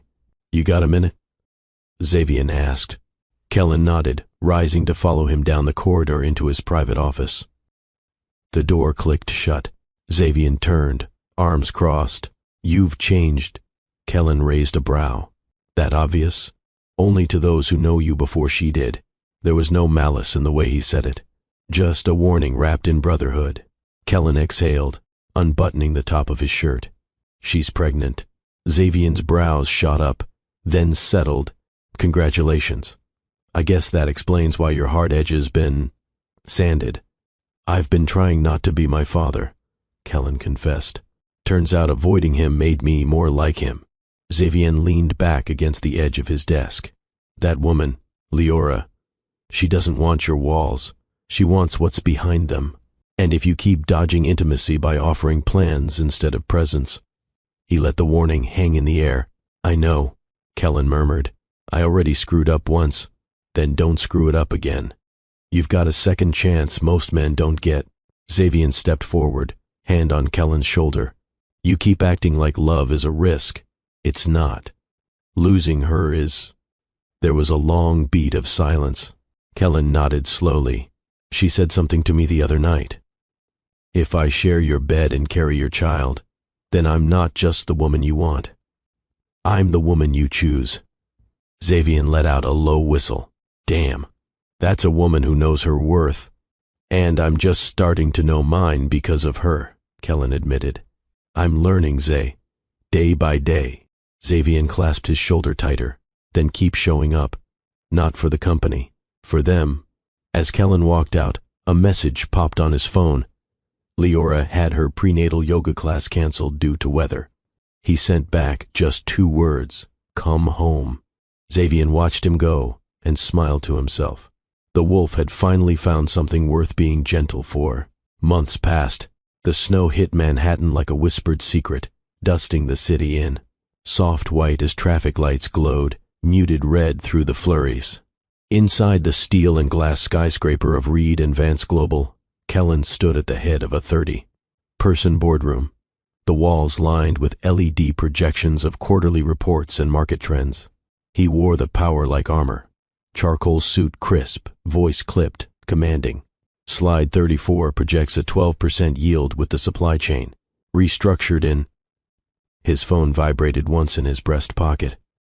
He ignored it, then again. Again. Xavier leaned forward from his seat, eyes wide. Kellen paused.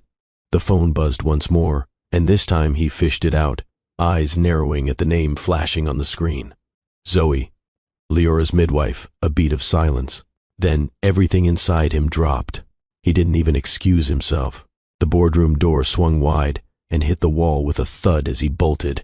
Through it, phone to his ear, already sprinting down the hallway. His voice cracked as he answered. Is she okay? Is she? Zoe, talk to me.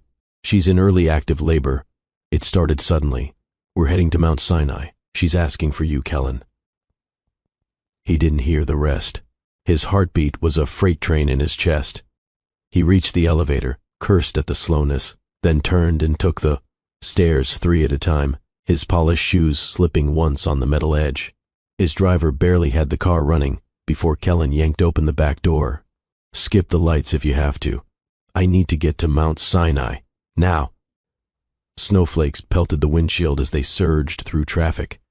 Kellen's hands trembled in his lap, not from fear, from the sheer, indescribable weight of what was happening. Leora, their baby. Today, the penthouse felt like another lifetime, the boardroom a different man's life. When he arrived at the hospital, he didn't wait for the sliding doors to finish opening. Leora Vance, she was just brought in. The nurse at the front desk stood, recognizing his face from the news. She's upstairs, 2nd floor, maternity, room 204. He ran, not walked, not strode. He pushed open the door just as Leora doubled over in pain, sweat dotting her brow. Zoe at her side, coaching her through breathing. Kellen's heart shattered at the sight of her. She looked up through the haze and saw him, and broke into tears. You came, she whispered. Of course I came, he breathed, dropping everything, his coat, his control, his fear. He rushed to her, kissed her forehead, grabbed her hand. I'm here. I'm not leaving. Zoe smiled. Good, because this baby's not waiting for anyone. He nodded through tears. Neither am I. He had never felt more out of control, and never more certain. He wasn't just a man in love. He was about to become a father. Outside the hospital window, the snow fell slow and steady. No longer a whisper, but a lullaby. It blanketed the city in white, muffling car horns and the rumble of taxis as the world outside paused. But inside room 204, everything raced. Leora was curled on her side, gripping Kellen's hand like it was the only anchor she had. Her hair clung to her temples, face flushed, jaw clenched through each wave of contraction. Beads of sweat shimmered on her collarbone, her breaths coming short and shallow. Try to rest between contractions, Zoe urged gently from her position at the foot of the bed. Rest was impossible. The pain surged in intervals, but what overwhelmed her most wasn't the physical.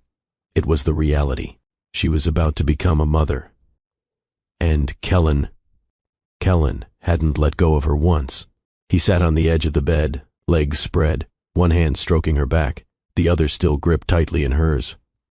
His suit jacket was long gone. His sleeves rolled. He had dark circles under his eyes, not from exhaustion, but from sheer intensity. He hadn't blinked much since he'd walked in. I hate you right now, she panted between clenched teeth.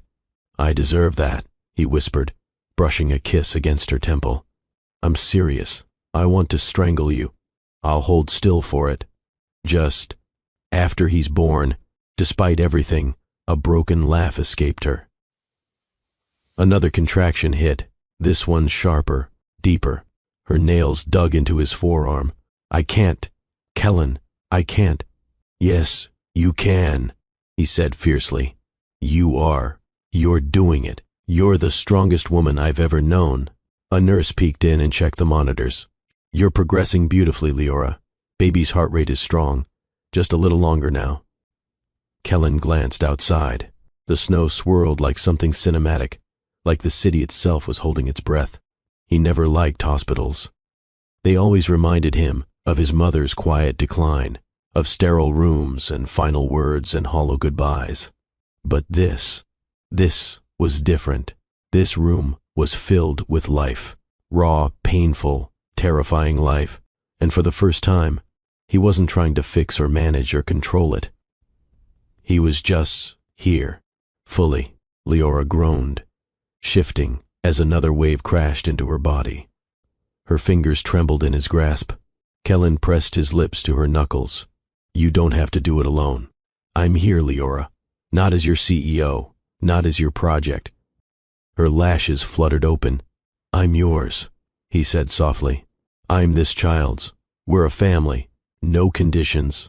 She looked at him, really looked at him, and in that moment, between pain and peace, a tear slipped from the corner of her eye. Not from fear, but from the unbearable beauty of truth. Outside, snow dusted the window glass. Inside, love held her hand. The room was quiet, too quiet. And then, a sound split the silence. A cry, not loud, not sharp, but piercing enough to shatter the weight of every fear, every wall, every ache that had ever stood between Kellen and the one thing he never knew he needed. Until now. Leora collapsed back against the pillows, gasping, eyes wide and wet as her body trembled with exhaustion. But through her blurred vision, she saw it. Saw him, their son. The nurse handed the tiny swaddled baby to Zoe first, who inspected his, breathing and vitals, murmuring in awe at how strong his lungs were. He's perfect, Zoe whispered. Absolutely perfect.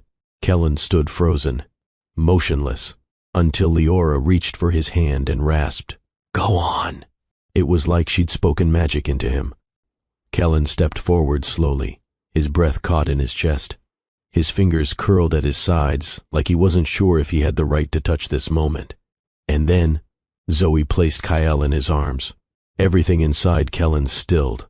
He had held awards, assets, contracts worth billions. But nothing had ever weighed so much or meant so much. Kyle was warm, so small. His face was wrinkled and pink and utterly unbothered, even in his wailing. And yet Kellen could barely breathe. He looked down at this tiny, fierce miracle, his son, and felt his soul rearrange. All those years spent climbing ladders that reached nowhere, all those months trying to silence his heart, all those weeks pretending he didn't care, gone. I thought legacy meant building an empire, he whispered, voice cracking. His thumb brushed gently against Kyle's cheek, and the baby's cries slowed as if he heard and recognized him. But it's you, Kellen said. You're the only legacy I care about now. Behind him, Leora covered her mouth. Her body ached, her heart stretched, and the sight of Kellen, her once guarded, stubborn, unreachable CEO, standing barefoot on the hospital floor, tears in his eyes, a newborn in his arms, whispering vows with his soul. It undid her, completely. A nurse offered to take Kyle back for cleaning and assessment, but Kellen shook his head. Just a minute more, he pleaded. Please. He turned to Leora, and in that look, there was everything. Every apology he hadn't said, every moment he should have chosen her sooner, every promise he was still learning how to make. Leora stretched a weak arm out, touching Kyle's blanket, her fingers brushing Kellen's. 3 hands. 1 circle. A family, imperfect maybe, but real, unbreakable. Leora hadn't meant to listen. She'd been half asleep, her body wrecked from the intensity of labor. Her mind swimming between dreams and the steady hum of machines. The pain had dulled, but her heart throbbed from something else entirely. Uncertainty. She knew Kellen cared, but did he love her? Not as a project, not as a responsibility, but her, fully, vulnerably, honestly. That question had clung to her even after Kyle's first cry. Until now, she stirred faintly beneath the blanket as the soft shuffle of Kellen's voice drifted across the dim room. A curtain hung slightly ajar, just enough for his words to bleed through. He didn't know she could hear. I was afraid, he said quietly. The rhythm of his voice was different now. Unarmored. I thought If I let myself want something this real, it would be taken from me, or I'd ruin it. She heard the creak of the rocking chair and Kyle's tiny coo in response. But he came anyway, Kellen continued, awe in his voice. Despite every wall I built, every mistake I made, he came, and so did she. Leora pressed her palm to her mouth. She didn't come for money or shelter, Kellen whispered. She came with strength, with grace, with fire I didn't deserve, and love I didn't know how to hold. He paused. Then came the softest sound, his lips brushing their son's forehead. You saved me, Kyle. You and your mama. And then came the words that pierced Leora like no other. I don't want to run anymore. I just want to be hers, completely. If she'll still have me. Leora broke. Tears spilled, hot and unfiltered, down her cheeks. Not from sadness, but from relief, from release, from finally hearing what her heart had waited for. This wasn't a grand gesture made on some rooftop or red carpet. No diamond ring. No press release. Just a man in a dark hospital room, holding the child they created from raw, unspoken love. Finally brave enough to speak the truth. She tried to wipe her eyes, but the sobs came before she could stop them. Kellen turned sharply. Leora? She blinked up at him, unable to hide the tears now streaming freely. You heard? He asked, voice shaky. She nodded.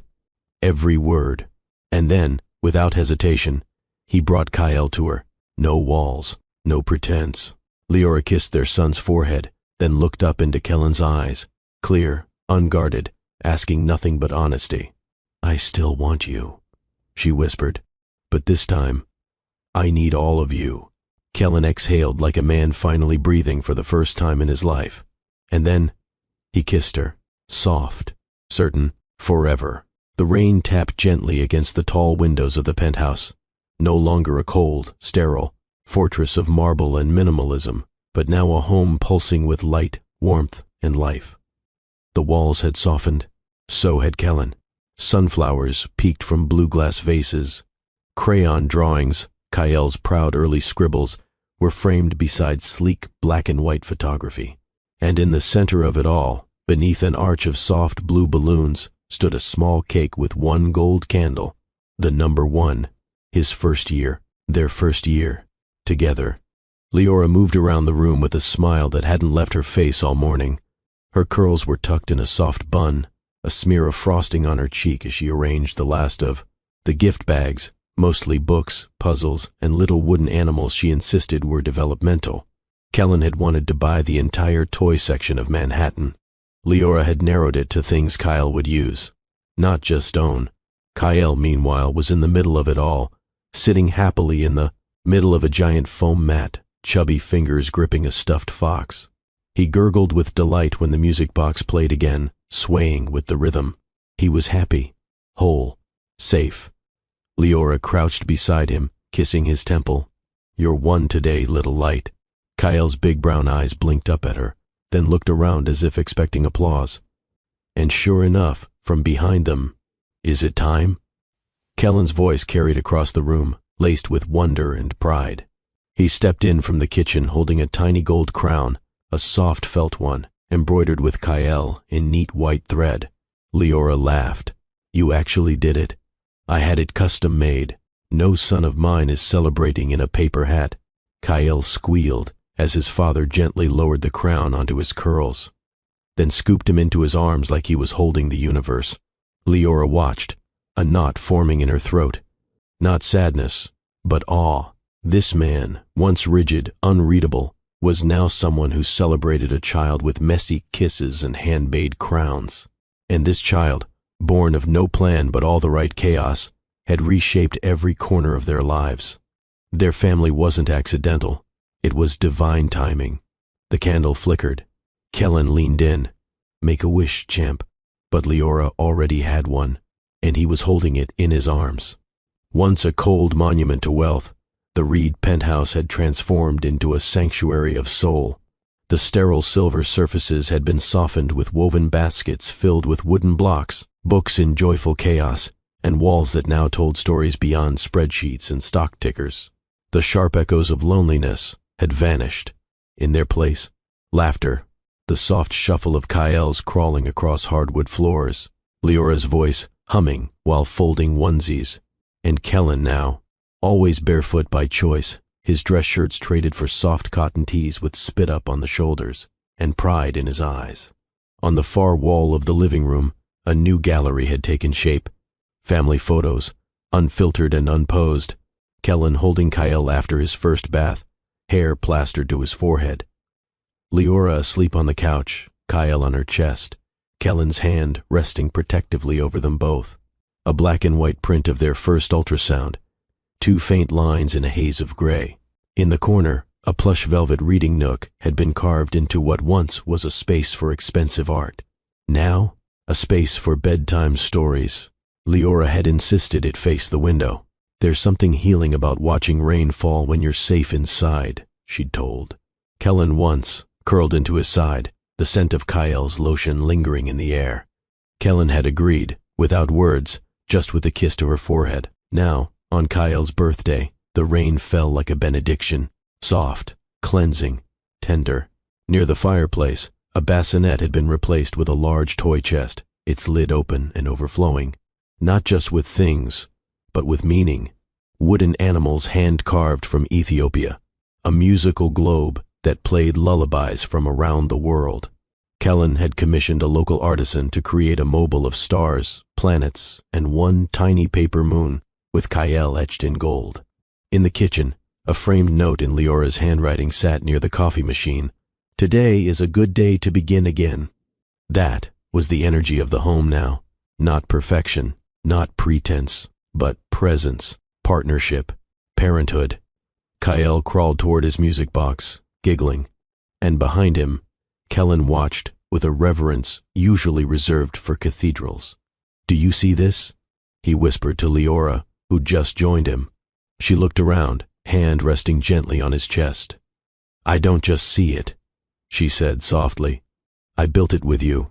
The penthouse had quieted, save for the faint patter of rain against the windows, and the lull of a vinyl record spinning something slow and timeless. Kyle had finally drifted to sleep after his first birthday cake, face smeared in banana frosting, curls damp with the effort of joy. Kellen stood in the center of the living room, a soft grin pulling at the edges of his mouth. He held out his hand. "Mrs." He stopped himself, corrected with a playful reverence. "Leora." She turned from dimming the lights, barefoot, curls cascading over her silk robe, her skin aglow in the amber evening. "Hmm?" she asked, eyes warm, amused. "Dance with me," he whispered, palm still open, patient. Leora chuckled. "To what?" "There's no beat." "There's us," Kellen said. "That's the rhythm I want." She slid into his arms like water returning to the sea. No choreography, just closeness. Her head rested against his chest, and she could feel the change in his heartbeat as his fingers curled lightly around her waist. His touch no longer carried tension, just gratitude. "You're not checking your phone," she murmured. "Do you know," he whispered, "I used to measure success by silence?" She lifted her head, curious. "The quieter my phone was," he said, "the more I'd panic. Now?" His voice dipped lower. "Now I crave quiet if it means you're near." They swayed slowly, barely moving, just enough to make the moment feel eternal. Outside the city twinkled, but inside it was just them. The photograph wall looked on like a quiet witness. The record spun. The rain whispered its steady hymn. And Kyle's tiny breaths floated from the baby monitor beside them. "I used to think love was a distraction," Kellen said, pressing his forehead to hers. "And now it's the only reason anything I do means something." Leora kissed his collarbone. "I waited a long time," she whispered, "to be seen like this." "You were never invisible to me," he replied. "I just hadn't learned how to stop looking through you and start looking at you." They didn't need candles or chandeliers. They had the storm outside and the warmth within. They danced until the song ended, and still, they held on. Later that night, after Kyle was tucked in and the rain deepened into a lullaby, Leora stepped out of the steamy shower and into the dim bedroom lit only by amber sconces and the quiet glow of the city through the sheer curtains. Kellen sat at the edge of their bed, shirt unbuttoned, head bowed like a man praying to something he couldn't name. He looked up when she entered. She wore nothing but a soft robe and the scent of lavender. Her body was fuller now, curved by motherhood and love, and to him, more sacred than ever. "Come here," he said, voice low, reverent.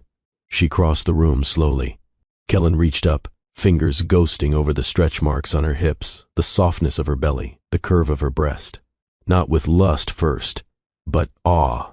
"I used to crave perfection," he said, lifting her hand to his lips. "Now I crave everything real." Leora touched his jaw. "Then, let's be real." He stood, kissed her slowly. No rush, no hunger, just depth, just time. He undressed her without words, without urgency, as though revealing a masterpiece hidden behind velvet. He whispered her name into her shoulder, her throat, the hollow of her collarbone. And when she lay back, he followed, not above, not commanding, but beside her. They moved together like a promise being remade, a dance they'd learned after breaking and rebuilding. Their breaths synced. His hand slid down her spine as he murmured truths against her skin, how he had memorized the sound of her laughter, how he woke just to watch her hold Kyle, how he no longer feared stillness because it meant she was near. Leora arched into him, kissed his jaw, cradled his cheek, and when she whispered, "I trust you," he shattered in the best way. After, they stayed wrapped in the warmth of shared silence, limbs tangled, her head on his chest. Kellen kissed the crown of her head. "You didn't just survive me," he whispered. "You saved me." Leora looked up. "We saved each other." Outside, the storm quieted. Inside, they had finally come home. Morning arrived slowly, slipping through the fogged penthouse windows like honey. Kyle babbled softly in his crib, the steady rhythm of rain still pattering against the glass. Leora sat curled on the velvet chaise, robe tied loosely, mug of herbal tea warming her hands. Kellen appeared behind her, freshly shaved, sleeves rolled up, holding something small in his palm. "Happy first Kyle Day," he said, kissing her shoulder. "And happy you day too. You did everything." She smiled, lifting her brow. "What's in your hand?" He knelt before her, the way he had the first time he asked her to stay, but this time without tension, without expectation. This time, he was already home. "I bought something," he said, but not because it was logical or strategic or even necessary. He opened his hand, a silver key, aged around the edges. It hung on a leather cord, not a diamond chain. Simple, worn, honest. Leora's eyes flickered with confusion, then softened as she stared at it. "It's a lakehouse," Kellen explained. "Upstate, quiet, no press, no meetings, no spreadsheets, just woods and water and us." He pressed the key into her hand. "I had it redone. For you, for KL. There's a porch swing and a room filled with books you love. There's nothing in your name, no contracts, no fine print." She blinked slowly, the weight of his words breaking over her like sunlight after a storm. Kellen took her free hand. "I spent half my life trying to own everything, fix everything, control everything. But you," his voice cracked, "you showed me that love isn't a project. It's surrender." Tears slid silently down her cheek. "You're not just the mother of my son," he whispered. "You're the woman I'd build a world around." She leaned in, kissed him deeply, not with urgency, but with acceptance. Her fingers closed around the key, her heart around the truth. Their home wasn't built in skyscrapers or boardrooms.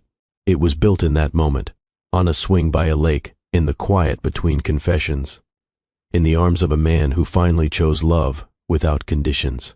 Night had wrapped itself around the city like a lullaby. Kyle was tucked in, his tiny hand curled beside his cheek, breath rising and falling in the rhythm of dreams. The penthouse was quiet, no longer cold, no longer cavernous, but filled with warmth that had nothing to do with light. Leora stood at the window, robe drawn snug, watching the rain streak down the glass like poetry. Her reflection shimmered beside the skyline.